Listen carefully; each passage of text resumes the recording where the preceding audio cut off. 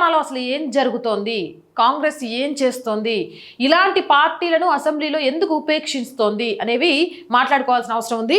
ఇది నిన్న గవర్నర్ గారి ప్రసంగానికి సంబంధించిన టైంలో వందే మాతర గీతాన్ని ఆలపిస్తున్న టైంలో జరిగింది.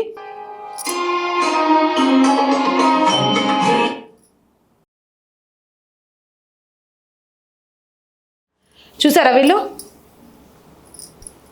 అసెంబ్లీలో కూర్చున్న రాజకీయ పార్టీ ముసుగులోని మతోన్మాద పార్టీ నాయకులు జాతీయ గేయాన్ని అవమానిస్తున్నారు అని అంటే వాళ్ళు దేశద్రోహులా, మతోన్మాదులా? మీరే చెప్పండి. ఇంత ఘోరంగా తెలంగాణలో అసెంబ్లీలో జాతీయ గేయానికి అవమానం జరిగినా మరి వీళ్ళ మీద స్పీకర్ కానీ మిగిలిన వాళ్ళు కానీ ఎలాంటి యాక్షన్ తీసుకున్నారు? ఎందుకు తీసుకోవట్లేదు?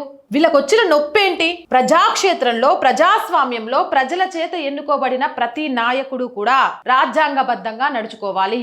అలాంటిది తెలంగాణ అసెంబ్లీలో జాతీయ గేయాన్ని అవమానిస్తూ ఏఐఎంఐఎం నాయకులు వెళ్ళిపోతున్నారు. అసెంబ్లీలో జాతీయ గీతం వందే మాతరం వచ్చిన సమయంలో అంటే వీళ్ళు రాజకీయ నాయకులా లేకపోతే మతోన్మాద దేశద్రోహులా?